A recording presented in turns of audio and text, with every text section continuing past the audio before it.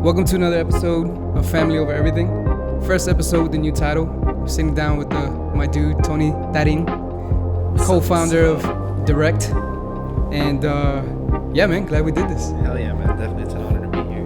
And you know what's cool, man? Like, we just met not too long ago, but I feel like I've known you for years. For sure, man. It's one of those, like, yeah. I feel like I can connect with you, and like it's the same as if I would have known you for years, or like if you were one of the homies, and that's good, man. It's good to have those connections with people, especially nowadays. You got to make sure you connect with people in the right way. That's yeah, dude. Man. And what better way to fucking sit down, talk shit for an hour, and go from there. Hell yeah, bro. Hell yeah. Podcasts are the way to go, man. I think that people need to talk more. People need to speak their mind, and this is a great way of people doing it. I love that this is like coming back. It's like people went away podcasts from are taking over magazines right now, bro. And like the radio and this and that, and it's like, nah, man, like all that's coming back. Like people want they want to hear, they want to consume, they want like tangible goods, they want things they can hear. Like people aren't hearing the radio on the way to work, they're hearing podcasts. They're trying to level up, and it's like it's that competition. Like no matter what, it's the 21st century, man. People got to get it. Hell yeah. I mean, and in podcasts, there's a podcast for everything. Yep. Like no matter what you're looking murder for, podcasts, bro, everything. I love those. Yo, those are lit. Yeah, they're great. Dude, there's for everything. That's why I wanted to start this shit, because I was like, yo, like they're so easy to start, and I feel like I know enough people to start off that are interesting enough that could hook some listeners in, and then just to sit down and talk, bro. Like no phone, no fucking social media. It's just and to document, bro. Yeah, like, exactly. What's going on now? What we're talking about today, like tomorrow can change, and we got to look back at it and appreciate it and learn from it. So there's so much that goes on in the world, and everything every day. Like, man, the weather has been crazy these past few days. Like fucking hurricane already and shit. Like we get many hurricanes here in Miami, and it's wild, and everyone reacts to it, and people talk about it. People share the news, share what happens. Like my friend, one of my great friends, was driving, and a video he posted went viral because it was pouring, and he's in the passenger seat, and he's driving, and he's telling his girl, "Yo, slow down. Like I can't see shit." And he looks to the right. You see this big truck, right? Oh, that was your boy. I saw that. Only in Day the profile. They posted it. So, and man, crazy. A few seconds later, the truck collapses, tips over, in front of where they would have been. And it's like, yo, he just told her to slow down, and like that's just some crazy stuff. You gotta take life like. You gotta slow down sometimes, but it's crazy. We were just talking about the way people communicate and the way people exchange things nowadays. Like social media is insane. Like the way that we're able to communicate and see that. Like I'm sure just because people saw that video, they probably were like, "Yo, let me chill, let me take it easy, slower, or let me put my phone down. Let me put my phone down, because that could have been me pay me, attention, or let me pay attention." And it's important. We forget that sometimes. So especially like in a world that's so fast and it's so constant, I'll be driving and it's like, oh, I got to answer this email to this client. Oh, I got somebody following up with me. Wait, but I'm a human being. I have friends too. Let me see what my friends are doing. And it's like, we're doing all this while driving and it's raining. Like, yo, people, we got to chill sometimes and make sure that. Nah, dude, I pulled up in front of somebody the other day because I have a motorcycle. Mm-hmm. So like every now and then I'll take it out and shit or whatever. And then somebody merged from the right all the way to the left. And then I had to speed up because if not, we would have. And that was my first little like scare. Shit. So I was just like, oh shit, I finally good I got it out of the way. But dude, I was pissed. I had like a shitty day at work. I was coming from the gym. I'm already all like hyped up. And then that happened. Dude, at the red light, I tilted my bike, put it in park. Knocked on the lady's window and I was like, yo, you can't do that. Like, you gotta be careful, dude. Like, people are oblivious. Like, people be like almost crashing into you and you look at them and they're just there like, or on their phone and you're like, do you know what's going on? Like, there's a world going on around you. Or that little constant, like, look down, look up, look down, look up, look down, look up. And we're all guilty of it, don't get me wrong. And it needs to stop, but I don't know what's going to make it stop. It's just learning when it's too late. But, yo, I wanted to get the backstory of your background into leading up to Direct. For sure. 100%. Like, is this something that was always in motion, or like this was something that came out of nowhere? What was the jump off for the creativity? So I think I got to start from like when, because I could kind of start like when did I become a creative? Which we've always been creative since like we were born. But I feel like in high school I learned a bit. I learned a few things that helped me. I was always computer savvy. In high school I learned some digital design, took some classes there, and that like kind of sparked like what my abilities were on a computer as far as like creativity, because before it was just more like I knew how to build a computer, take it apart, install programs, deal with all the issues my parents had. They were architects and engineers growing up, and they were smart as shit, but they didn't know how to use computers. Right. I was the one like fixing this shit for them, and that's what they made money off of. So I had to make sure their shit was running. For sure. So when I started this digital design in high school, that kind of started putting things into my head. And when I went to college, I kind of shifted completely away towards that. I started studying medicine. I wanted to be a doctor. Oh shit, no way. Yeah, like I was like, biology, I want to be a brain surgeon and this and that. And I was like, wait, hold up, this shit's hard. And like, this is is work. Interesting, but like, it's not there. It's not clicking. Then I was like, you know what, I'm good with computers, IT. I stuck a little more into that. And I learned a lot of things, like the way people interact with computers, just a little bit of like human computer interaction, the way things should look when you see things. Like, I'm very big on aesthetics and visual stuff. So like things need to be visually pleasing to me. And I knew I liked that. So once I kind of like started embracing that, I would do it for fun after in college. And I started one of my other businesses, which was before Direct. It was called ATC Miami. And what I would do is I would offer auto checkout services for people to buy like Supreme or like Yeezys and all of that. And for there, I needed to do design work because I had a website to run. It was a website or yeah, it was a website. So I had, I would make my little graphic design flyers. I was running an Instagram. So I started seeing what business was like and what design work could do. So from there, I used that creativity stuff to start that business. And from there, my girlfriend gave me a drone for Christmas one time. Like I was like, Which one? It was a Phantom 3. Okay. So this was 2016, if I'm not mistaken, like the ending of 2016. I was doing my shoe business, doing my thing there, realizing, like I'm pretty creative with this stuff. I can design stuff. I can take pictures of stuff, my Supreme stuff, and promote it out there so people want to buy it. And my girlfriend gave me a drone, right? She's like, oh, what do you want for Christmas? I'm like, a drone. She busted her ass to get that. So I really appreciate that, So it was like $500-$600. I don't think she'd ever gotten me a gift that expensive at that moment. So maybe like a couple like $200 gifts, a couple shoes or something. But she really saved up her money. I think she, like, because my birthday is January 11th, she was like, let me combine Christmas and your birthday for one gift. Right. I was like, yo, that's love. Let's do that. So she got me that drone. From there, I started flying drone for fun. I would do it every day, bro. I would get home from work, or if I wasn't working from school, whatever I was doing, go fly the drone for fun. Everywhere, bro. I'll fly it at the beach. I'll fly it in the city. I'll go to the park, wherever. To the point where I was just posting videos and content with it, and people were like, yo, can I hire you as a drone pilot? I'm like, yeah, let's do it. What do you want? Did a couple things here and there, and it wasn't until my business partner now, Kenrod, who was already like a lifetime friend, reached out to me, and he was like, yo, your work is dope. Come work with me. I'm already in this industry. I would like for you to work with me on a project we have coming up. I was like, all right, cool, for sure. I'd love to work with you. I've never done this before. Like, what was that first project? Like. That first project was a wedding at the Versace mansion and the Faena, which is like a badass hotel at the beach. Yeah. So Ken was already doing this, but alone in a way, and the demand had already started. Like at that moment, like people were like dying for videos, and the industry was there. He had already worked with like ESPN, BN Sports, and his dad was in the industry, so he was already very well seasoned in it. And he was able to teach me a lot. So just going into one production with him and seeing what it's like, oh, this is what it's like. Like I was just flying a drone. Right. It was dope. I was in the Versace mansion flying a drone. We had models there. We had vendors there. It was like a mock wedding. It was, imagine like the best wedding photographer, the best like wedding makeup artist, the best hairstylist, the best like party planner. So they went all out to make this like mock wedding with a fake couple and everything. It was super great, super high end, and we killed it. And that was like that first production. And then from then on, he's like, yo, I want you to work with me. Started working on a couple little things here and there. I was doing a couple gigs, and at that point I was already doing stuff on my own because I saw that. I was like, I need a camera myself. Like I can fly a drone, but give me a camera. I'm sure I can do all of that. I was fascinated by what I saw. So I picked up a camera, started doing my own gigs, but I was out there shooting every day, like for fun. I would go out there, try to get just sunset put in the pictures, work, practicing. Yeah, put in work. Like I wasn't waiting for someone to like say, yo, come here, like let me show you. Like, nah, man, I was out there. I was practicing. I was looking up YouTube videos every day to figure out how I could do all of this and get to where I wanted to be. Like I was. You don't need that. I gotta get better. You don't need that anymore these days. Dude. You don't, man. You don't need to go to school. Yeah. Like it's crazy. Like the people. Funny thing, I gotta say this: the people that go to school for this, like they're the people that are interning for us now. Like in our company, and it's crazy. Like we're not interning, but they're trying to intern. And we're like, nah, man. Like get out there and get that experience because there's nothing like it. Dude, you have no idea how many engineers I've come across at studios that I've gone to that they have full sail educations.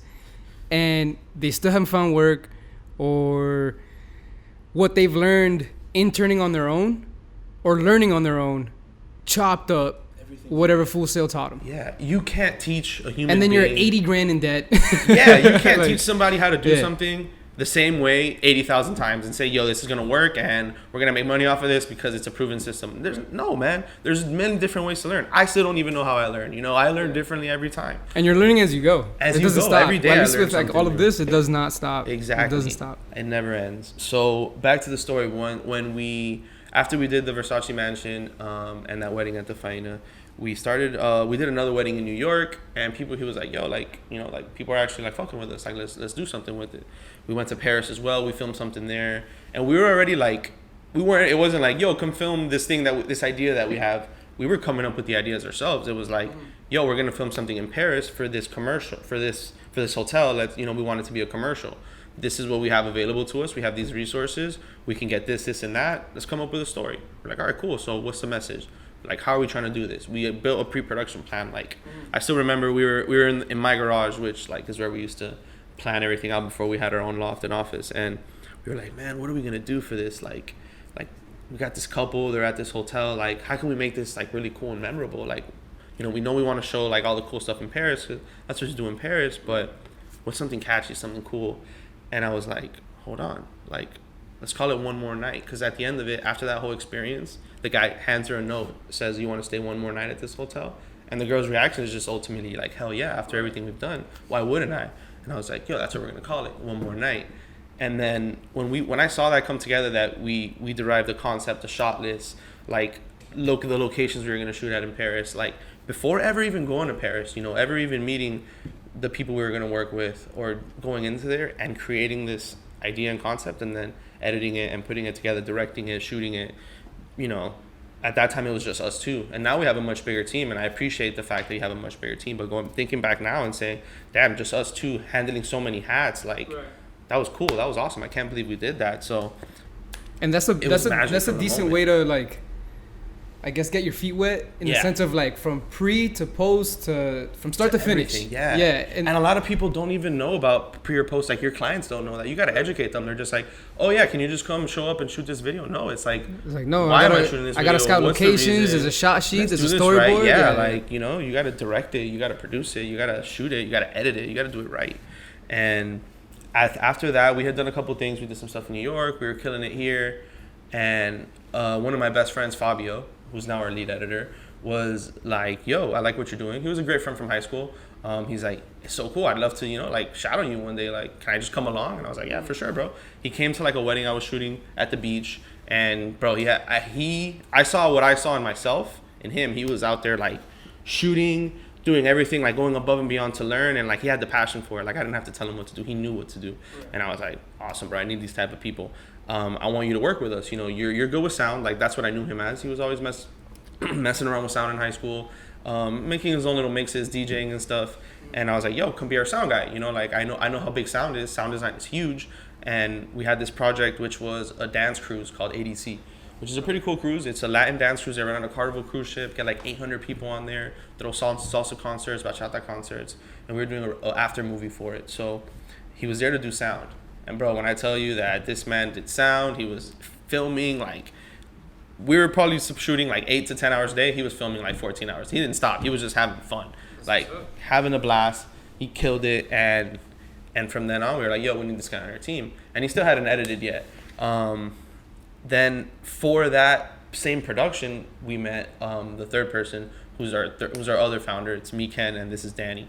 We knew we needed to like elevate ourselves, because our vision and our ideas that me and Ken had, we were like, yo, we can't do it alone. You know, like, we know that you, me, and even with Fabio as sound at the moment or whatever, like, we can't do this. We need more people. We know that a production isn't just 2 people. You need a director, you need a DP, you need a producer, you need PAs, you need everything. Right. So we saw this guy's work, especially if you want to put out the caliber of work that you guys, you know, you're capable of. For sure, man. You know, we saw Danny Arrondo, who is another founder of ours, of Direct. His work, we were like, whoa, like, this dude's shit is dope. I was like, fuck, I haven't seen anybody shit like this in a minute. Like, I felt like it chopped ours up. I was like, is this guy gonna want to work with us? Right. Like, shit. We reached out to him. he was like, yeah, bro, for sure. I'd love to meet up with you guys and, talk about it. We met up like 3 or 4 times before going to that cruise. So it was like, this is our approach. We don't just show up and like film and leave. Like before going to this cruise, which is like a party that we don't have so much control over, we were still meeting, planning, and creating a shot list. What's our concept? What's our story? Why are we going to do this? Like plan it out properly. And we worked with him, and man, we killed that production. So we all learned from each other there, and that's ultimately where it all started. So after that production, we were like, yo, we got to keep doing this. We got to do something. From there, we went on into like just pretty much brand development, us saying, yo, we're going to do something together. Like, what are we going to call it? At first, we were going to call ourselves like Pure Art Media. And we were like, oh, cool, because what we do is like art. It's pure art, and it's media. But we were like, damn, bro, it's not it. It's not it. So maybe like 2 or 3 months of just going back and forth. What are we going to call this? Like figuring out how are we going to sell ourselves. We know that we're not just going to do videos, because it's like, if you hire me like, yo, here's a video, peace. Like, I'm not going to make money off of you, and I'm kind of like screwing you over. Like, right. I'm not giving you the tools you need to succeed, because that's what you're coming to me for. Like, yo, I need content to be able to grow, to promote, to do whatever it is, like whatever my reason for it is. And I'm supposed to help get you there. But if we just give a client a video, they're not going to come back to us, and like it's going to be hard. So we figured like, yo, we got to do things strategically. So we built campaigns for clients. We're like, all right, cool. We're going to study your brand. We're going to develop a whole strategic analysis based on your industry and what your competitors are doing, what you could do. And we build content around that, whether it's photography, videography, commercial. Do you take into consideration like their audience? Of like course, who they're that's tailoring huge, to? Huge. It's like, especially nowadays, dude. Yeah, who is your target audience? Right. Are you trying to sell something to them? Are you trying to teach them? Are you trying to provide value? And ultimately, you have to do a combination of everything. You got to provide value to them. You got to connect with them. If you don't resonate with them, they're not going to see it. You can't always just be selling to them. Nowadays, you got to sell without selling. Like, look at Nike. They don't ever tell you, buy this shoe. What they sell you is emotions and feelings, of like how you feel in the clothes. And that's huge. That's what brands want nowadays. Yeah. And I feel like us coming together allowed all of us to see the bigger picture and say, yo, like, ultimately, like, I know I can go far by myself, you can go far by yourself, and you can go far by yourself. We're all great alone.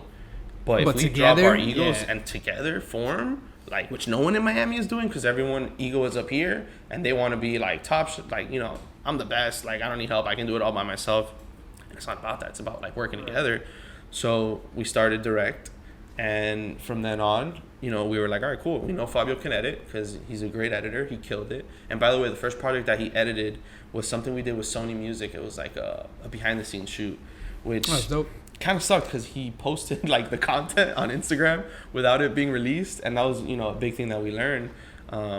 And like he didn't even tag them, and it was just through like a hashtag, and it got huge. And bro, it came out, and they found out. They were like, oh, the whole production is done. Like they were gonna try and sue us. They were like, we lost like 30,000 because you guys posted this shit without it coming out. And we're like, holy fuck, like we haven't even started our company, and we're about to be about to get shut down. And be shut down. And I'm like, wait, hold on. Did we sign any paperwork? Yeah. My guys were like, no, we didn't sign anything. I was like, all right, we're good. It's in our hands because they fucked up. They're a bigger company. They should have made us sign the paperwork that we needed to for that, and we didn't. But ultimately, it's not something you want to do with a client. So that was the first thing he edited. But man, he fucking killed it. We were like, holy shit. Like when we saw that, we were like, I saw that and I was like, we did that? Like still to this day, I see that and I think that's like top level shit. Like it still matches the stuff we're doing now, and that was 2 years ago, like one of the first things this guy was editing. So I was like, this is it. Like I know that he's got the sauce for it. Like we need this dude around. We need him around. Like he can help us shoot, he can help us edit, he provides value to the team. Like, but his shit was editing. Like I saw that and we all saw that. And from then on, that's what do you feel is your I think my thing is, I would say 2 things. One is directing, which is coming up with like the idea and the concept and the vision, because I think I'm good at that, and ultimately I feel like it's what I'm best at. Second would be growing the business, so I gotta like step back sometimes as a creative and ultimately play like, I don't want to say CEO role because I don't think we're there yet. CEO is a big name and a big title, but definitely like founder. You gotta sit back and be like, all right, cool. So are my employees happy? Like, am I doing the right business development to make sure that my business is scaling, growing properly, that they're working how they should be working? Are we like up to date with everything? How are we getting new clients? Like, am I in the right places to network with people? Am I going to the right events? Like, how are we following up with our current clients? It's a lot of stuff you got to think about. So ultimately, like if I just play the creator role, like I'm not going to be able to do that, and my company's going to stay stagnant and not grow. So I got to find the balance of both. But I think what I'm best at and what I find most passion for is directing, you know, coming up with the idea and that concept, and then showing my team what my vision is and having them say, all right, Tony, you need this. I'm going to get you all of this to make that happen. And then my DP would to be like, yo, cool. All right, I think we should shoot it this way. This is how we're going to light it. And ultimately, the team gets to work. You know, we write things down, plan things, develop our shot list, and we get to work and we kick ass. So under the direct umbrella, how many people are there total? Like, how many heads are the team? Like right the full now, team? We have about nine or solid. 10 people. Yeah. Hell yeah. So we've got our lead editor Fabio, then we have 2 junior editors that work, you know, alongside with him, help him, you know, get the projects ready. They'll handle smaller stuff. He handles our main clients. Then we have our main DP, which is Danny, and then we also have, you know, our two shooters under him. Some people play different, like they can play multiple hats. Okay. And ultimately, as founders, we have to play every hat. You know, like we try obviously to put our guys in place so they can grow and they can succeed. But if they're not available, we know that as a founder, we got to step in and right. make it happen. Like I can take care of it if I need to. Yeah, exactly. And that's a good thing. We can all edit. We can all shoot. We can all direct. We can all produce. You know, there's times where I have to produce. There's times where I have to be a PA. You know, and that's, I think ultimately that's what helps keep us like up here, and like it's being humble because the best dude like Ken has so much experience. Like, man, this guy's been doing this for years. Like I see him up here, and he'll be a PA. A production assistant, like that's like the smallest role, right. The smallest like, role in production. Like, but it's so important. They're all so important, and he'll PA for the youngest person or whatever if they need to, and like having that like place where there's no ego and you can step back and learn and let someone else like go even if they're like not as advanced as you. Like right. That's huge. That's what allows us to grow. Like they're helping you and you're helping them. Ultimately, right, for exactly. Sure. So. Aside from them, we have a sales team that it's just one person that we just we got on board to go out and meet clients for us, close that. We have a director of operations, which helps out a lot. We also have we have our PAs that go to work with us, and we also have other people that work with us. So ultimately, it's more than 9 because we have like people we contract. Like we have a lighting team and a gaffer. Whenever we have a production, we'll hire them and they'll come. Ultimately bring the lights, set them up for us, and our PAs will help them set them up and all that as well too.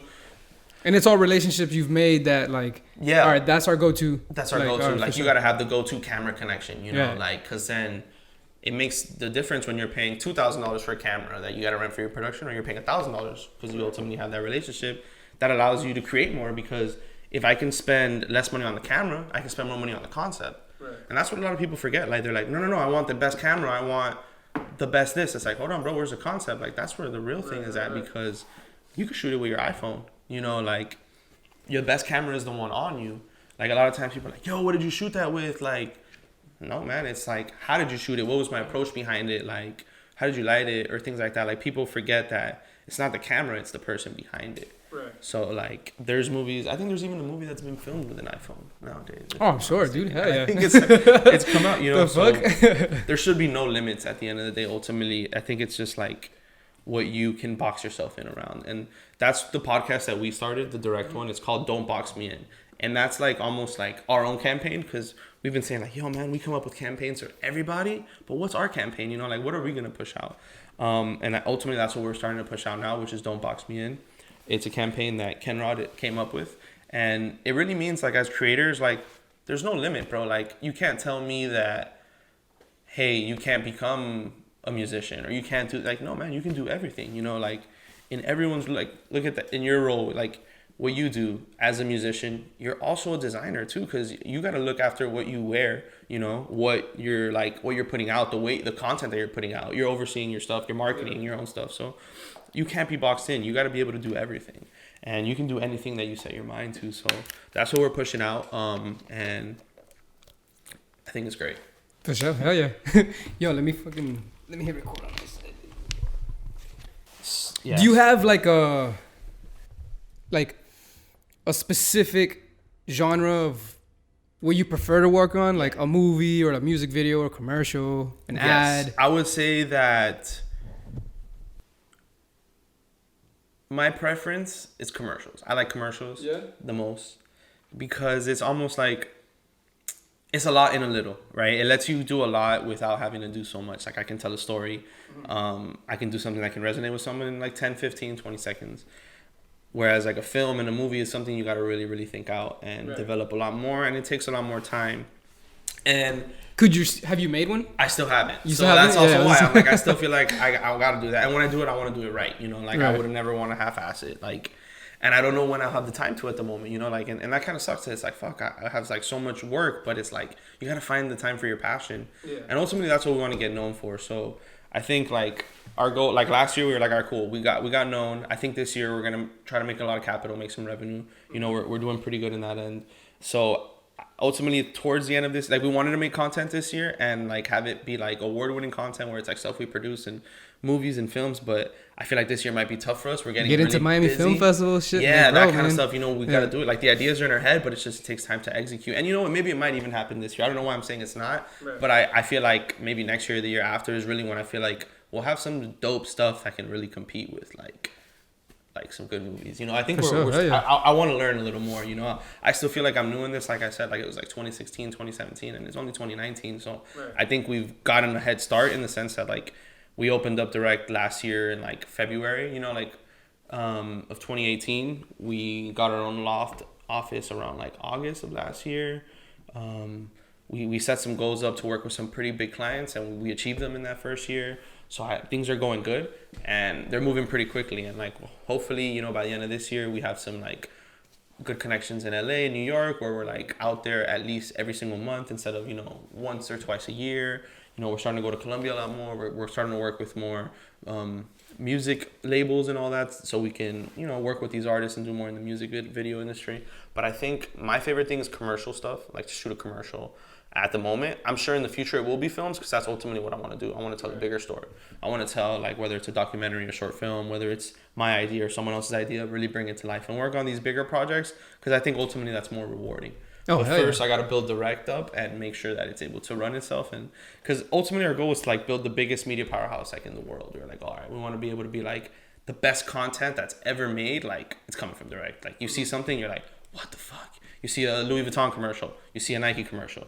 You see a gym commercial. You see like the commercial for Geico or whatever. You're like, damn, dude, who did that? Like this is like these ads. This is like award like. And to have your own like you see it once you see it on TV, you know. Oh, direct did that. You know, it has like having that stamp. Yeah. And at the moment, thankfully, we have that. Like, not that we have that, but we have a look. Like, people are like, you do have a look. Yo, we want your look. Like, we like what you have. You have this edge. Like, example, we have this client that we just closed, which is like this really awesome, not fashion designer, I'm sorry, interior designer. He's one of the biggest interior designers in like the US. And he designs like lobbies, like penthouses, like baller ass shit. And he saw our reel. And our reel is like, it's very like music video vibes. It's like concerts. It's like entertainment, fashion, lifestyle. That reel you sent me was, bro, I'm telling you, yo, it's nasty. No, that reel was impressive, man. And wait till we drop the next one. Like like when we had the reel before that, we were like, this is great. And then the next one came out. We're like, holy shit. Now the next one we're about to drop with the stuff we've done this year is going to be even crazier. So we showed this guy a reel and he's like, I want that. That's what I want. Like, put a price on that. I was like, all of that, I want it. Yeah, I was like, what do you mean? Like, how can I put a price on that? Like, that's all our work from last year. He's like, listen, money talks. What does it cost? Like, I want that right now. Right. And I was like, I don't know, like whoa. Chill, like, 50,000. I don't know what to tell you. You know, like, well, how much can I tell you for this? And ultimately, what he wanted was the edge. You know, we went in there showing him like, oh look, this is what like, you know, a nice interior design video like looks like, and it's like, you know, like the normal, like almost like real estate, but it's like really high end classy. He's like, fuck that shit. I don't want that. Like, this guy's edgy. He's bold. He's like, I don't want this. Like, but that's good. You don't want a client that's like, I don't know. You decide. Yeah. Like, I want people to see this and say, what the fuck? Like, holy shit, this guy did that? Like, he broke the rules and still looked classy and edgy. And I think that's, you know, that's what we did on that production. Wait till that one comes out. That shit's amazing. But that's what we're not scared to do. And I think that's what helps us be where we are. Like, yo, we'll break the rules. We'll give you that edge. But we'll still stay classy, you know, like, where it's like, damn, this is like still high-end stuff. But wow, like it's tasteful. And that's what sometimes people forget. Like, you got to be tasteful. That's the most important thing. You can break the rules and you can bend them and you can do whatever you want. But if you stay tasteful and still make it like, wow, that's impactful, you're golden. For sure. Do you ever turn anybody away? Like clients like, hey, I want this done. But, I wouldn't say turn them away. They ultimately end up saying no to us. in a sense that it's like, hey, this is like, they're like, hey, we want a video. We're like, all right, cool. So what we offer is like, don't get me wrong, we can do a one-time production for you, but that it's gonna come out more expensive in the sense to like work with us on like a campaign or like a retainer basis. Like, yo, look, we're looking to have content. Like that's what ultimately that's what we want to do. But some clients aren't looking for that, and that's fine. We still work with them, but price a lot of times turns people down. We're like, yo, look, this is our price. This is what it costs, because we're not just like fulanito showing up with a camera and giving you a video. Like, we take our time to think about it. We know what we're doing, and what we give you ultimately works. Like, right, the quality, you're paying for the quality. You're paying for the quality, you know. Like, and what we learned is like, I'd rather work with 5 clients that pay me, you know, more money than 100 clients that pay me less money, because it's like you drain your energy, bro. Like, I can't think of a million ideas as much as I want to. Like, they're not gonna be great, you know. Like, maybe I have 10 ideas a month or whatever, or my team can have 20, 30 ideas, but it's like quality over quantity all day. Oh, for sure. Like, and I think in everything in life, like, as you grow older, you learn, like, lo barato sale caro. Like, you end up buying 10 of those, where like you get one of these. Like, this is good. Like, a lot of times when we take a client on for like branding or something, they'll be like, oh no, just give me a logo. Like, how much is the logo? We're like, no, like, you don't, like, if you just get a logo, like, and you don't have a like actual brand identity, like, you're gonna end up getting 10 logos, because you're not gonna know what your brand means, like, how it feels, and like what it should look like in every aspect, from like the colors to the fonts to like how it should look like on a business card or a flyer, or like how things should look like on your website, what it shouldn't look like. And people forget that. Like, it's better to get a quality logo that's going to last you forever, instead of having 10 logos designed. Because a lot of times what people do is they'll get a $20, $30 logo, or like whatever, a cheaper one, and it could work sometimes. But if you're looking for a brand, like longevity, like, yo, I want my brand to be all over the world, then you can't, it's going to be tough, you know. Like, you should put some time, some money, and ultimately build that brand and have something that resonates. Because look at the McDonald's logo, or look at the Chase logo, or look at the Nike logo. Like, those things are powerful, and they've been around forever. And they're not going anywhere. They're not. Yeah. Even though Nike got their logo for like $30 back in the day, like, super cheap. I bet. But no, and especially nowadays, dude, that we're like, there's so much content. Like, the internet and just social media is so saturated with bullshit, good and bad. You want your product to like weed through that bullshit, and stand out and be like, all right, damn, Direct has a look. Direct takes their shit serious. Direct gives the time and puts in the effort to make whatever you want above that good stuff and the shitty stuff. Like, so yeah, you gotta pay for it. Yeah, you do, ultimately. Just with tattoos, bro. Like, I hate when people are like, yo, how much does that cost? Oh, this amount. Oh, that's too much. I got a boy that'll do it for 30, 40 bits, $100, whatever, blah, blah, blah. I'm like, yo, I'm be like, you hear it all the time at tattoo shops. Yo, good tattoos aren't cheap. Cheap tattoos aren't good. And it's the same with everything. For sure. Just like if I go to a studio where they charge me $10 the hour, you think the quality of, gonna be, man, you know, it's gonna be compared to 60, maybe 80, 100. You know, it's night and day, bro. And people don't get that. People just like, damn, I want a cool video. They do cool videos, but they don't understand what goes into those cool videos. Exactly. Yeah, so it's crazy. I ultimately, like, I appreciate it when the clients appreciate that, you know, good things take time, and of course they're not like, yo, I want to give it to me right now, like, I want it like now, like, and they're not trying to nickel and dime you too, bro. Like, yeah, that too, you know. Like, we're not cheap, so I'll tell you that. And you know, like, some people can't afford it, and some people take the investment to do it, and I think that ultimately it pays off for them, because people give us money so we can ultimately give them back money, or give them a product that's going to bring back either money or brand awareness to them, and ultimately help them out. And like you said, like, you wouldn't get a bad tattoo. Like, think of your brand as your body, man. Like, for sure. If you put something bad out, like, that's what way people are gonna see it. Like, as if you have a bad tattoo, like, you're gonna be like, damn, I gotta. And you don't want to be known for putting bad shit out. Oh, hell no. You want to be like, hell no. Like, anytime anything bad comes out, you're like, whoa, like. That's why, you know, like, having a brand is big. Like, you got to make sure, yo, if I put out a post, is everything spelled correctly? Like, like, how is it going to resonate towards, like, all the audiences in the world? Like, is this going to piss people off? Like, what's our tone? Like, how are we going to tell this story? Like, so it's a lot of stuff that goes people nowadays are quick to get pissed off. Yeah, bro, people get upset. Quick. And especially in the world of, like, media, you know, you got to give credit when credit is due. Like, I remember when we first started working with this client, DBC, and we were first, like, getting into, like, you know, making content. We were putting beats from YouTube on videos, and, like, you know, we would tag people, but ultimately you got to get, like, the license to your stuff. Yeah, at the end of the day, you know, like this is something huge for creators. Like you're gonna work backwards. You're gonna make something, and it's gonna look great, and then ultimately your client's gonna be like, "Yo, I can't post it. Like it gets taken down because we don't have the license to it." And you're like, or you're using something that's already copyrighted. That's already or something. copyrighted or something. So you got to make sure that you use what you can and do it from the beginning, because that saves you time. And we're working with this dude. Man, his name is Cody. Super dope beat producer, man. He made great beats, and ultimately, like, we had posted a video without tagging him, and then he saw it and he was like, "Yo, like, tag me next time." And instead of that being like a bad situation, like, "Yo, you didn't tag me, like, take the video down," like, it ended up being a great situation where he was like, "Yo, I fucking love your videos. Like, this is great for me." He sent us a beat library, like, with like 20 or 30 beats. Yeah, like, yo, take your pick, use just them. Tag me, yeah. Just tag me. Where I was like, "Yo, that's amazing," like, and people helping people, bro. People helping people, and you got to nowadays. And nowadays, like, it's not like 1974. Like, I saw Gary Vee say this, where it's like, "Yo, you stole my photo," and like, where it's like a printed photo and you stole it, you printed it out a million times. Like, bro, it's the 21st century. People steal photos all the time. It's like a digital photo. It's there for a few seconds. Like, I'm not saying to steal content or anything, but in the day that we're living, be positive about things and see it in a good way. Like, yo, somebody used your photo for something, like, that's dope. Like, that's cool. They're using it, like, whatever, man. Exactly. Like, it's good publicity, bad publicity is still publicity, but you want people to consume your content at the end of the day. Oh, hell yeah, dude.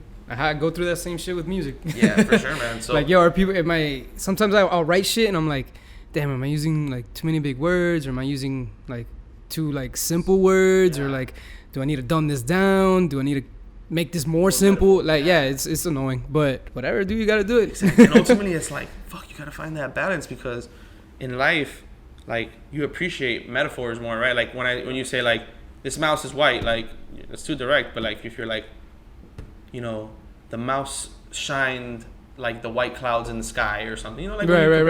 Or you say it in a different way, like, it resonates in a better way. But sometimes saying things straight up works better. Like, that's true. Really depends, bro. Nowadays, music, like, man, I would be upset sometimes with music, because there's such bad music out there. Like, it's so much so bad. Far, it's like, I don't see that. Like, sometimes it happens with content. You get me? Like, I'll see like a bad video, but ultimately, if something gets far and it's like, it's because it's good. But with music, sometimes I'm like, it's hit or miss, man. Yeah, because like, I've seen really good songs with really shitty videos, or really shitty videos with really good songs. Yeah, exactly. So it can go either way, bro. Yeah, for sure. No, man. I don't know, man. That's on my bucket list for sure. I have like 3 outlines for shorts, for short films. And I've talked to my brother about it, because he went to UM for film. And so I like that world as well. That's why I'm so in tune. I like listening to what you're saying, because I'm like, yo, I get it. Yeah, it's important, man. Because I've been on set with him. Like, all those awards, those are his and shit. Like that, I didn't even see those. That's awesome. Yeah. So I want to have my hand in all of it. Yeah, because, and it's crazy, because there's so much that goes into making a film. Oh yeah, like, bro. There's so much fun and creativity to be had. It's like, all right, so somebody is gonna tell you how you should light it. Somebody's gonna act in it. Someone's gonna direct it. Someone has to design the set. Someone has to ask for permission for us to be here. Yeah, like, someone has to organize this, make sure everyone signs stuff. Like, there's a business role to it. Like, dude, production is fun. I think production is great. Oh, I love it. Ultimately, it like, when I came into this world, I was like, wow, this is like, I think I'm here to stay. Like, I definitely, I can see. When was that point where you were able to direct full time? Like, was there ever a point where you did it and also worked something else? Yeah, of course. Yeah. So when I first started, which it was before, like, I went full time before we started direct. Like, I was like, it was, so I had gotten the drone in December, right? Started doing like freelance and stuff myself around like February, March, April. I was still working at T-Mobile at the time, right? It was like my part-time job when I was in college. It was a good part-time job. You made commission. They help pay for your school. Got a discount on your phone bill, which was like chilling. It was never cool. a bad thing. Yeah. But I wasn't motivated there. I wasn't happy. I would go to work, and ultimately I was either working on my website that I was running at that time, for sure. Talking to people about like my shoots. Like, I was like, yo, I'm gonna go do this. I'm gonna go to New York to shoot this. Like, this is what I was doing today. Like, I was at the Versace mansion. I'm filming with these people. We just did some stuff with PSG. I was ecstatic about what I was doing, and everyone was just as excited for me. Like, I was like, fuck, that's something really cool. When like other people are excited for you, I was like, wow, this is something. So, man, fuck T-Mobile. I was like, fuck T-Mobile, man. Like, this place. You ever seen Half Baked? Yeah, I love and that he's fucking like, movie. When he quits the restaurant, and he's like, fuck you, you're cool, Yeah. fuck you. But dude, it You was had crazy. that. Like I wish you had that moment. honestly, I kind of did. I wanted to walk out of there like fuck everybody, but I had so much love there, bro. Yeah. It was to the point where like I was calling out of work because I was like, yo, I'm in New York. Like I wasn't saying that I was in New York, but really in my head I'm like, I'm in New York filming this shit, and I work tomorrow and the next day, and I'm not going back. I'm filming. Like, what am I doing? And I'm gonna be going to Paris. I'm gonna be doing this. Like, I have ultimately way too many shoots to go to work. Like, fuck that. And I would go to work, and I wasn't making commission barely because I wasn't selling. I was just there eating shit. Right. So, but the people that I had there, like, they were all very supportive. And fuck, bro, my manager loved me. I tried to get fired. I couldn't get fired. I was like, maybe I'll get unemployment or something. Dude, let me go. Dude, I called out so much. I was like bottom of the list for like selling, but man, they just loved me out there. Like, because when my head wasn't in the game. Like, I was killing it. You know, I was doing great in sales, and they fucked with me. They wanted to promote me, and I was like, nah, man, like, this isn't for me. Like, you know. Yeah. And ultimately, I appreciate all the support. The last thing you want to do is get stuck. Yeah, man. You know, you never want to get stuck, and having that support was good because I didn't have that stress from work where it was like, fuck, you know, I'm trying to start this new career, and I'm stressed out because I'm gonna get fired. I don't know what's gonna go on. I was like, nah, I know what I want to do. My job isn't giving me any stress. Like, let me do it, bro. Let me just quit. Like, I'm gonna do it myself, whatever risk it takes. Like, if I don't pay my shit, I don't give a fuck. I'm gonna be happy, you know. Like, I'm gonna be getting it. I'm gonna be living, like, and doing what I want to do. Like, I'm gonna wake up, and if I want to work, I'm gonna work. If I want to go shoot, I'm gonna go shoot. Like, no one's gonna tell me what to do. I'm gonna figure it out. It's gonna be way harder to figure shit out. And don't get me wrong, along the way, there's sacrifices. It's like, I don't know when I'm gonna get paid. Right. 1 month I'll make a couple $1,000s. Maybe 1 month I won't make that. You know, like. But that's what you get into. 1 month I can make $50K. That's the sacrifice. You know, like work once, work a couple days, or some months I have to work 50 times to get that money. But I knew that, you know, regardless, I was happy. If I worked 50 times or worked once or twice, I knew this was what I wanted to do. So I started doing it. And first, you know, I had a couple clients. Like, one of the main clients that I was like able to kind of get out with was like the soccer guy I was working with. I was doing a bunch of shit for him. And like I was over delivering stuff. Like, you gotta know your worth too. Like, when you're like, hold on, like I'm doing way too much shit for this guy. Like, and like I'm not getting paid for all this stuff. Like, let me like fuck that. Like, I don't want to do that anymore. But you learn from that, and that helps you, you know, get to the next step. You're like, you know what, that was a stepping stone. So now I learned how to handle a client with this amount of money. Maybe let me try something a little bit bigger and better. Right. And just from then on, so I stopped working in like June or July in T-Mobile, and then from then it was just full time, and it was awesome. Hell yeah, dude. And that's where it's at. We're here now. Yeah, and we're here now. And I remember, I still remember working at T-Mobile and like leaving to go to shoots and doing this and that, and like fuck, it didn't stop me. I was everywhere still, you know, like I was still getting it. I was tired or whatever it was. I wasn't even tired, man. Like, I wish I had that energy now sometimes. Like, no, for sure. Hell yeah. Like, damn, I need that, like that hunger, you know. Like, I forgot who was it that said this, but like if you treat every day like it's your first day, then like you're gonna go far. You know, like treat your last day like it's your first, you know, and treat your first day like it's your last. So like if you treat that last day like it's your first, you're gonna grind hard. And if you treat that first day like it's your last, you're gonna appreciate that day as well too. Yeah. I'm waiting for that day, bro. I can be like, I'm out. I'm done. I put in my time and shit, but unfortunately, bro, like the job I have funds the passion, funds the music, you know. So it's it did that, because if it wasn't for my job, I wouldn't have been able to buy my camera. I wouldn't have been able to buy my computer. I wouldn't have been able to buy my lenses. No, yeah, exactly. My drone, hell yeah. You know, even though my girl gave me my drone, I definitely had to upgrade. You know, I saw like, yo, if I'm gonna be selling this stuff, like I gotta upgrade my stuff. You know, put in a couple $1,000s. You gotta invest into your craft, and thankfully, you know, our day jobs allow us to do that. I see them as tools and resources, you know, like to get you where you need to be. Like, my first job was McDonald's, you know, like I was grinding, and I was like, I remember seeing a poster on the wall. I was like, some of the most like successful people, their first jobs are McDonald's. And it shows you a couple people. I forgot who it was, but it's like, yo, this is just a stepping stone. I'm here to learn something, you know, like, why am I here? If you're in a situation where you're uncomfortable or not happy, know that there's a reason you're there. God put you there so you can learn something. So learn it as fast as you hopefully, right? Learn it as fast as you can, or learn what you need to learn from there, because there's no such thing as a mistake, like or something doing anything wrong. That's a lot. Like in life, it's just you learn something. You know, every time I'm like, all right, fuck, I'm pissed. Like, this is a mistake. What is it that I need to learn so I can already forget about it and move on to the next thing? And hopefully it doesn't happen again. And hopefully it doesn't happen again. You know, so.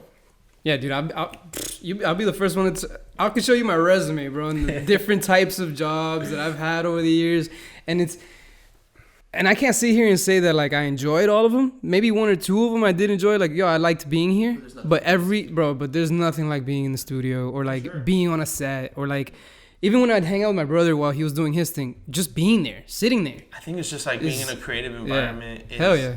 It just resonates with people. Like, I feel like as humans, we're creators, you know, like this wasn't happening. I feel like, I don't know if it was happening, or maybe now we know more about it because social media and the way we were more connected with people. But I feel like the world for creators nowadays is bigger than ever. Oh, and it's only getting bigger. Like, it's getting huge. It's so ridiculous. Yeah.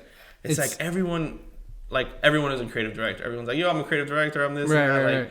But yeah, like nowadays more than ever, you can do that, bro. Like sometimes people are like, yo, I can't I can't just title myself and do something, but in the creative world, you can, because it's all subjective. Like, who the fuck isn't going to tell me I'm a creative director, you know? Like, or who isn't going to tell me I'm a director? Like, and it just goes to what you do with it. Like, all right, if you're calling yourself that, if that's your title, then, you know, stand by it and do it, you know? Like, it's not about, like, the size, it's about the depth. Like, are you really going into, like, doing the stuff as director? Like, because you could be doing it on the smallest project. I could be filming something for my mom for free. But if I'm going in there and like really like taking the time to build a concept and tell a story and I really get into it, like, yo, that's directing. You know, like, you can't tell me I'm not. So I think that like people just need to go out there and do it. And I want to ask you, like, being a musician is tough. Like, that shit is hard, man. Like, every other day there's another person coming out. Yeah. Like, especially in rap, bro. Especially in rap. Like, it's hard to fucking have people like be like, yo, let me like buy your music nowadays with like streaming. So it's like, it's harder for the artist to make money, but then again, it's easier for you to get out there, right? Because now you have more, you don't have to go through a label. It's not like back in the 90s where it's like, you can only buy my stuff. There's no more demos. There's no more showcases. There's none of that shit. It's as much as you put out. We were filming some stuff with, we just started working with Timbaland, and we're filming like a IGTV series called, I think it's called Road to 205. Okay. Which is like him trying to get back to 205. And I just saw his masterclass thing. That shit is dope, amazing, right? Yo, bro. Masterclass. His masterclass. Look at the resources we have nowadays, man. Yeah. Yo, you could sit down and be like, fuck it, I want to become a master at making Scorsese alcohol. has a masterclass. Yeah. Bro, I was actually watching, whose masterclass was I watching? Man, I forgot whose it was. It'll come back to me in a few. But it wasn't that good. I was like, it wasn't that good? We bought the masterclass thing. We're like, all right, let's watch. It was a director. What was this dude's name? You remember anything he's done? Was it Clint Eastwood? It might have been Clint Eastwood. Clint Eastwood, really? No, it wasn't him. Man. Fuck. You remember? I remember. Fuck it, but we bought it and we saw it. We're like, this guy was just babbling on for like 30 minutes. It's because, bro, some of these people are like so genius that like you can't teach everything, you know. Right. Like, some people aren't like, don't get me wrong, you could like, I'm sure like LeBron can make a video like, yo, this is how you play basketball, but ultimately, is he the best teacher to teach you that? Probably not. But it's still LeBron, so you probably want to watch it. You still want to. He can probably tell you a couple things that will teach you. But like, I'm sure there's a lot of really good ones on that masterclass stuff. No, the Timbaland one was amazing. Bro, I watched it with my engineer and my producer. Dude, that shit is amazing. So like, he was we were filming some stuff. Well, Danny was filming it. He was in the studio with Russ, and he was talking about like, I forgot what platform it is, but you're able to put your music on there and you get paid for your streams. And he was it was like, it lets you publish your music. And is it like one of those little like online distributors? It's an online distributor. Like the middleman? Yeah. It's like a middleman type of thing. Like a TuneCore or like a DistroKid? TuneCore. TuneCore is reside now, dude. Yeah, so TuneCore, DistroKid, CD Baby, all these online distributors, yo, I had my music there and I was getting paid 20 cents like a play or some shit, whatever. He went from making like $1 a month to now on just that, because he owned like his own music off. And I think he owns the masters, music, so he's like, now I'm making millions, like more than $1 million a month off of this shit. And I was like, damn, dude, like, fuck, like that dude's the man. Because at the end of the day, bro, as much music as there is and how much you have to weed through and listen to and like, this is for me, this isn't for me. At the end of the day, bro, the way I see it, and I like to think of it because it keeps me motivated, if your music's good, people will like it and people will listen. For sure. People will stream it. People will look at your videos. And if, like, you're cool. Because nowadays, people aren't just falling in love with your music. They're falling in love with you. Your image. Right. Yeah. So, like, because I've met dudes that, like, they spit, but, like, their personality is just kind of whack, or they're too cocky, or, like, they're too braggadocious, and, like, they're, like, too in their head, and, like, yo, relax, take a seat, bro, relax. Like, fall back for a little bit. Just let your music do the talking. And then just present yourself the way you would in any and every other situation.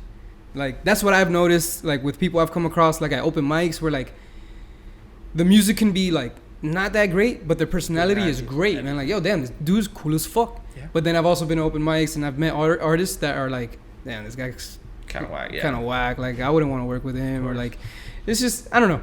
I'm trying a new thing. I was talking about it with the Kevin Connors, the dude I was with last week. Mm-hmm.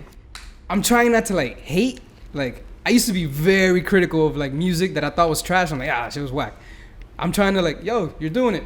Yeah. Do your thing. Bro, respect. Be surprised you can find gold in the dumpsters. You know, gold in the dumpster. And that's at the end of the day, bro. Like, that's what I'm trying to do. Like, I'm not calling my fucking music trash, but I believe in it enough where it can weed through the bullshit. For sure. And just getting on those platforms will help elevate that, because, dude, I don't care to be rich and I don't care to be famous and all that bullshit. I just want to do what I can as long as I can make music 100% of the time. For sure. I think, you get me? Like, that's why, like, hear your music and be like, and people give, like, Russ is a perfect example. Russ is that dude where, like, he's very braggadocious, he's very cocky, he's very comes off arrogant. I produce my own shit, I do this, I do that. Mix, produce, engineer, right?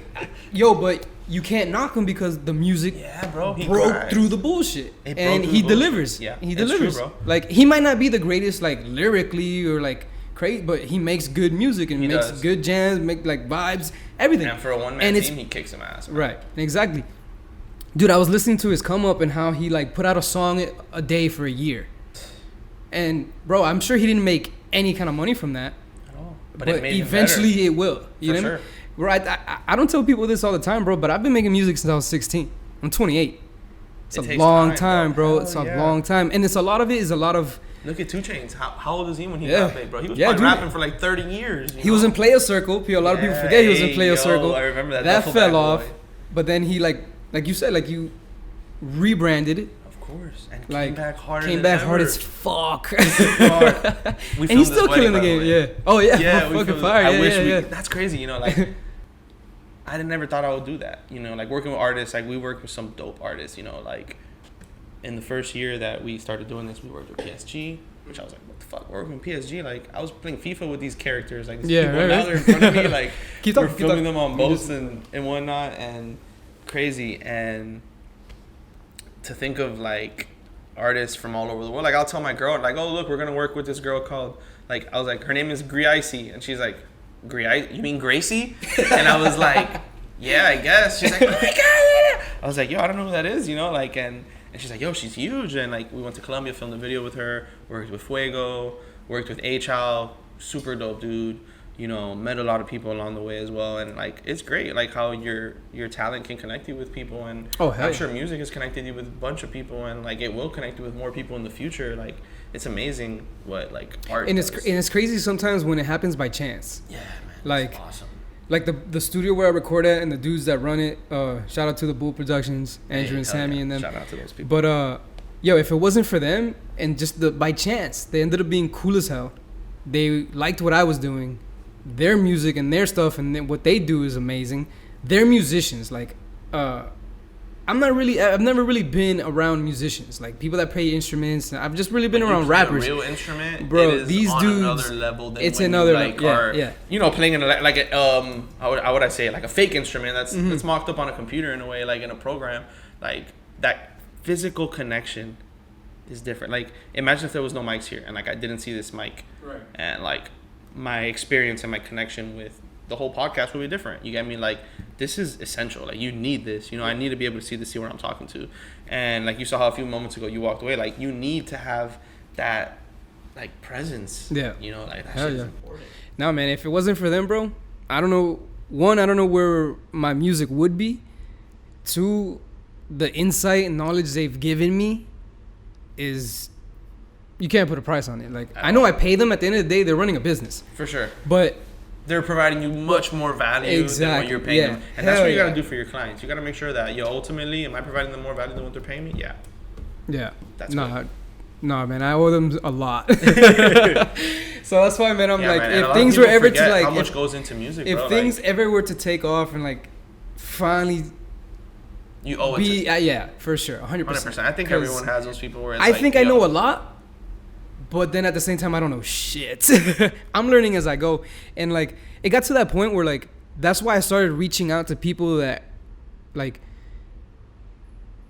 for example, I reached out to you. Mm-hmm. like, yo, I want this done. I believe in what you do. I think you can help me take it to another level, because I'm used to doing a lot of things on my own. Sure. And that's that ego that you're talking about. My ego was like, I can do everything on my own. No one wants to help me. Fuck that. I'm going to do it on my own. Fucking my own videos, dude. I'd set up a tripod, hit record, get in front of the camera, go run back, hit record again. Hey, that's... Bro, all my shit, I edit it myself, all that. But then it gets to a point, though. That teaches you, but it does get to a point where it gets to a point, you more. hit that cap, you hit that roof. You can only go so far on your own, bro. You need those people that, like, know more than you. And believe in what you're doing at the same time and shit. But bro, that was like probably like the greatest thing I could have ever done, is drop my ego, because you're only as good as your team. I used to like, for example, I used to borrow a camera from my best friend whenever he wasn't using. Yo, let me get it. But then I started to feel like a bug, so I was like, you know what, fuck it, swipe the credit, get my own camera. I can do it myself. I got my own drone. I have a little Spark. Yeah. Fuck it, fly that shit myself. Have that shit on GPS mode where it follows you. I tried to like have this thing where like, fuck everybody, I'm doing it on my own, so nobody can say I wasn't working. But then when you drop that and like kind of take a step back, like, yo, there's people that can help you way more than you can help yourself. And that's when I was like, all right, bro, if I want good quality music, I gotta pay for it. Get to a nice studio. Can't record in my room anymore. Yo, if I want a nice video, I can't reach out to this person or that person or myself. Reach out to professionals. You know, like, for people like you come in and direct. Make that happen for sure. Yeah, exactly. Know. It's crazy. Even with like social media, like promotion. Yeah. Bro, I reached out to a friend of mine that she's like a influencer, and I was like, yo, where did this start? Like, how did you get this to where you're at now? Because it's like, I'm trying to do that, but I'm like still trying to figure out that puzzle, especially with music. I mean, luckily, like, yo, I'm not taking anything away from her, but she's like an attractive girl. She's very pretty. You know, like, her content is a certain swag. Right. But hey, to each his own. It still started from nothing. It started from 10 likes to 10,000. You know, like, and then from 10,000 to whatever the fuck. But she's doing something that's resonating with people. Exactly. It's connecting with exactly. them. It's making them feel a certain way. And yeah, I'm trying to soak that shit up, because at the end of the day, content can do that. Whether it's music, photo, video, then you're good. You know, and a lot of times people get too picky with stuff, like, and a lot of times it's good. Like, this dude Russ, he made a song every day, you know, like, okay, whether you put it out or not, like, still make it, you know. And exactly. I think it's good to keep that practice. Like, I remember Kanye said, he was like, yo, I made 3 beats a day for like 5 summers, or I don't know how many, or a whole summer or something. Yeah, 3 days of beats for 5 summers. Yeah, he said some shit like that, and it's like, hold up, like, this dude's out here making 3 beats a day for 5 summers. Like, that's a lot of fucking beats. Like, you gotta put the work, bro. Like, it all comes when you put the work. You put the work in, and God gives it back to you. Like, in some way or another. Yeah, put it over here, over there, and also putting things into the universe, man. Like, funny, like, today, something happened today where my girlfriend showed me an artist, which my girlfriend shows me artists all the time, and I'm like, they're fucking great. And then she says that I end up working with them. She said she did that with that Gracie girl. And there's this artist called C. Tangana, super dope artist, bro. He's from Spain. He's a Spanish rapper. And I showed it to my boy Ken. And I was like, yo, this guy's super dope. Check out his music. He's like, yo, super dope, super, super dope. Fell in love with it. And today he goes to me like, yo, guess who, like, hit me up? Like, that dude's manager, like, to, like, work with us. Oh, no way. I was just going to ask, do you guys ever reach out to people? 100%. Yeah. We reach out to people all the time. Like, the biggest, like, gym client that we have, which is DVC, which is the dude who trains Dwayne Wade, Gabriel Union, like, fucking everybody, mad football players. Like, how did we get that client? We walked in there. Ken and Danny walked into that gym. We're like, yo, we fuck with you. Like, we'd love to work with you on some stuff. The guy's like, yo, look, listen, like, everybody comes in here and asks me to shoot. Like, everyone tries to do it for free. Like, why would I pay for video? Like, show me what you guys can do. Right. Yo, we showed them what's up, and from then on, it's been like ultimate connection. Like, that must be the best feeling. It's fucking you know how many people come in here asking for to do this shit? Let me see what you got. They see what you got, and they're like, all right, fuck. Yeah, all right, let's do it. You know, like, I saw the value of what one video did for me. You know, like, holy shit, I want that again. You know, like, that moment they post that video, they get that feedback from everybody. Yo, that's amazing. What da da da. Like, people love that. You know, like, that's what they want. And we just walked into there and got it. And like, another gym client, like, one of my guys went out there and just pitched them, hey, what's up? We do content. Let's set up a meeting. I think we got a pretty good team. You know, when one guy finds a lead, they send it to us. We go to the meeting, you know, tell a little bit about ourselves. We get to know them, come up with a pitch, give them a proposal. Like, we're not just sending out proposals that are like, yo, like here's a black and white paper. Like our proposals are like look like visual treatments. Like them shits are like, damn dog, this looks like this proposal costs like $1,000 to make. For like, sure. It's a beautiful PDF that we send out with like our vision, the way we want to do it. Like so we take the time to curate every little step. You know. No, you have to, bro. And that's what separates you from other. You from like, oh shit, damn, these guys know what they're doing. You know, like, or at least it feels like. At least pretending, yeah. At least yeah, you know, like no one else is doing this shit. Yeah. But we definitely go out and reach out, man. That's huge, and I wish we did it more. So that's why we incorporated a sales team to so we can grow our team because, you know, like we have like I guess our like a big brother, not a big brother, but like someone you know that consults us. Like, hey, look, this is what we're doing with our business. Like, what do you recommend? And he let us know like, yo, you guys should definitely get a sales team, and you know like because at the end of the day, whatever money they bring in is money you weren't going to make anyway. So yeah, you might have to give a commission to it, whatever, but that's fine because you weren't going to make that money anyway. So it's just more money for the business. And it's another project you can use to promote and put out and like. And even for my guys that are like whether they're an editor or you know a shooter, I would tell them like, yo, look, if you guys find a lead and bring it in, like you'll get a percentage for you know bringing that in. Aside from the role that you play, you know whether you shot it, edited it, or a PA, like you'll get a commission for that as well too. So we always keep our guys hungry for leads and all of that. But you got to make sure that you don't take in too much work because at the moment the quality goes down. Like just one bad. You don't want to overwhelm yourself too, and then you're one like, bad, you're like backed up, and then, clients are like, "Yo, where's my where's the Yeah, you don't want that, you know.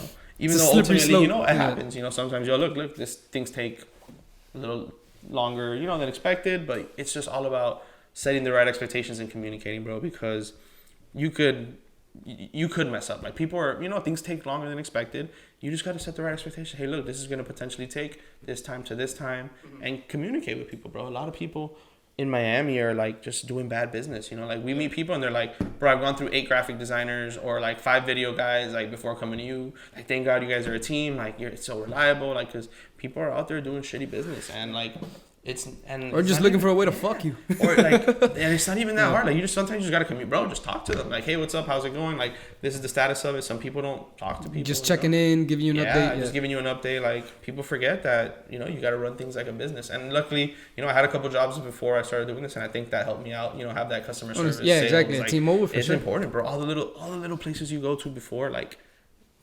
Huge, they're important, and like I went to school, you know, and school taught me a little bit of stuff, you know, and then work taught me a little bit of stuff, life taught you a little bit of stuff, and put it all together, and you're like, all right, cool, you know what, I think I can do something.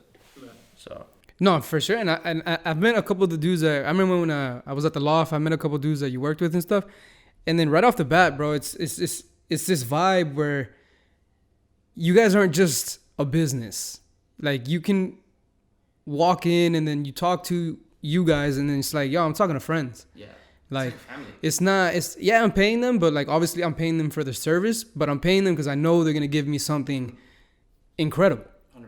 And it's cool because I feel like it's my friends doing it. Yeah. Like it's like, damn, hold on. It's not just some dude I'm hiring and he's like, I don't want to be around him or like, all right, whatever. He does good work, but he's gonna whack. You know, I feel like personally, like nowadays, it's all that. Yeah. It's all relationship. It's all personality. It's so much personality. It's all there. Because if I can have you there, be comfortable and be happy and be a client, like, what else is better? You know, if I can have that with you, with the biggest artist or anyone else, like ultimately that's what you want. You want the person to be there and feel comfortable. You don't want them to be like, oh fuck, like if you don't like something, you tell me. Like I want that relationship to be like, yo T, like I'm not feeling this, you know, like ultimately that shouldn't happen because before, you know, we plan everything out, make sure it's all good. But like you want to have that realness where it's like, yo, that's like we can be human. Yeah. You know, and that's important. And go get a beer after. And go get a beer after, you know, because we're the homies. Is there anybody or anything like right now off the top of your head that who you would want to work with or like a brand you want to work with? Like yes. Damn, I saw these people. So, I definitely want to work with, like, I feel like we're ready to work with, like, Louis Vuitton. Damn, like, that's what's after up. this project that we just did, like, that's I want to work with, like, a high fashion brand. You got to shoot high, bro. Yeah, like, bro, fuck that. Like, Louis Vuitton, like, Dior, like that shit. Like, I think with this last project we did, we can definitely get there. Zara, like, that type of stuff. So I definitely want to go that approach, but also, like, National Geographic, I want to do something where, like, we really give back. I saw somebody filming, like, a documentary the other day, like, a filmmaker I follow, and they were like in India, like Australia, they were all over the place, and I was like, fuck, I want to capture life, like I want to capture what's going on. Ultimately, one of my big goals was like, yo, I want to retire and do like National Geographic, like take pictures of animals and just document like life, because what's here today, like in 10 years, 20 years, bro, if we don't take care of this world, like I saw something that we have like, I don't know how many months left until like the earth is fucked, that we can't bring it back from what we've done to it. And like we need to start acting now. And it's like, yo, if we're not capturing the way the world looks, like it might not be here, bro. Like there's still like tribes in Africa doing like living the way they were like hundreds of years ago. And like, we got to film that, because that tribe could become extinct next week for some shit. And we're not going to know the way people were living, and our kids aren't going to know this. And they're just going to see this like utopian society or this modern society with, I don't know, little houses or big, whatever, you know, the future ends up coming to be. And like, we got to show them what culture was, what life was, you know. Like I remember growing up, and still sometimes I think about it, I'm like, damn, dude, like what about the people that were living in like the 1800s? Like their life must have sucked. Like they didn't have like TV, AC. Yo, but I mean, for them, but, dude, they had a bunch of, they didn't have Instagram. That's great. Right, like they had so much other stuff. They had like experiences, and like they had life, and like they had moments that you got to appreciate. So I definitely think that, you know, it's important to take consideration of the time you're living in, and like, damn, where was I going with that? I guess like, but also appreciate that it won't always be there. It won't always be there. It won't always be like this, you know, like. So we gotta make sure we show people, you know, like. That's why I tell people all the time, like, that's why I'm happy we were born when we were born, like 90s babies and shit. That's what I meant. That's where I was going. I'm happy we were born when we were born, because it's like, you got to experience. We saw the world before this like digital era, and now we see like digital, like the westernization of the world, like, and development of mankind ruining like everything. Or maybe it really isn't ruining it, maybe we're just saying it, you know, who knows? Like, do we really know if there's global warming? Like maybe, but like, fuck, I think so. It's getting hotter, that's for sure. Dude. Like we have mini hurricanes every day, so I think something's going on. We got to do something about it. And I think that that's one thing that we definitely want to be big on, direct, is like giving back. I mean, we're a paperless company in the sense that we don't really like print stuff. Everything we do is like online. Email, so that's good, you know. And our content is like not printed out, unless like we got to make a flyer or some shit. But we definitely want to be like an environmental company to help out, like, or like do stuff. You just want to do your part. Yeah, do your part. Put a video out, or, you know, like, I love how Adidas does like that Parlay stuff. They work with Parlay to make those shoes that are made out of recycled plastic. I think we need to, like, the world needs to shift like hugely, like from the way we eat, the way we think, the way we talk, and like it needs to happen soon. I think that we're gonna be, it's multiple generations that are living right now, like Gen Z, millennials, and all that. But the people living in these next 10 years, I think we're gonna see the biggest change the world has ever seen, in like the sense of like technology meets science and like humanity and ethics all come together to like, we need to reform like humanity. And if we don't reform humanity, I think the next 100 years are gonna be hell on earth. And it could either be the last 100 years that the earth will have, or we could see another million. But we definitely need to fucking like switch it up. Like if like millionaires and like even like everyday people are starting to realize like, yo, the world is fucked up, we got to do stuff about it little by little. More people are becoming vegan. More people are like switching to like, you know, non-renewable resources. We got to like, I mean, renewable resources, not non-renewable. They're going away from non-renewable. But we got to change, man. Ultimately, we got to change from everything. And I think it, like, even drugs, like, man, I just had a best friend of mine pass away like last week, and it was from substances or something. We're not sure yet, but like the fentanyl problem in the US and like drug overdose problem is insane, man. Like we, like, from drugs to bullying to what we eat to like, there's so much going on nowadays. Like every other second, like I tune into my phone, like I feel like the news is like a bad event. It's like, fuck. For as much positivity as there is in the world, there's so much negative. So much negativity, and it's like just right there, neck and neck. Is our brain meant to handle all that? Like, man, 10 years ago, you were seeing maybe 20, 30 images a day because you browsed online for a bit. How many images a day do you think you're seeing today? Imagine in that 5-minute time span, you're taking a shit, you're just scrolling. You know how many, like, your subconscious is probably like 70% percent of like the power in your brain, like what we use is like way less. You know, we actually have access to, like, your subconscious is processing all of that stuff, and it's all in there. Like, our brain like must have so much like useless shit in it. Oh, like, yeah. What is all of this? You know, And like, we process so as much. much as you get rid of, more comes in. It's just fucking, and it's like, I gotta do my job. I gotta become better at life. Like, these things are going on. Society's fucked up. Global warming. Yeah. I gotta make new content. My client needs this video. Yeah. Like, I gotta get rich. I gotta do this. Like, yo, life is crazy, man. And like, sometimes we just gotta be like, yo, let's just chill out. Let's appreciate this shit. But like, let's just take the time to figure out what we're doing and think about what we do before we do it. So like, in the day of tomorrow, we're prepared, or we're like, you know, at least we tried. So No, like, of we course, can't tell our kids are like, fuck, man, our parents ruined the What'd you guys do? bro. Like, I'm like, no, it was the people before us. No, it was the people before us. Right. And it's like, no, let's stop finding who to blame and let's just fucking do something about it. Yeah. That's crazy, bro. I think we should end on that, bro. That was fucking solid. Yo, man. Right now? We're an hour and 15. Solid, hell yeah. Yeah, I think dude. we got some good stuff too. Hell yeah. But yo, I appreciate you coming through. For sure, my man. Tony It was T, an honor. Direct, co-founder. You gotta come to our podcast now. Oh hell yeah, dude! I'm down for whenever. For Let sure, me know. man. Hell yeah. I'm gonna put a link to the website, to For sure. all your handles and shit, so people can check out what you've done. Much Yeah, I'm telling you, appreciated. anybody needs a video, anything done creatively, this is your dude. But family over everything. Hell yeah, my man. Tony, episode 6. Appreciate it. Hell yeah. We're out. That was dope. Yeah, I'm telling you, this is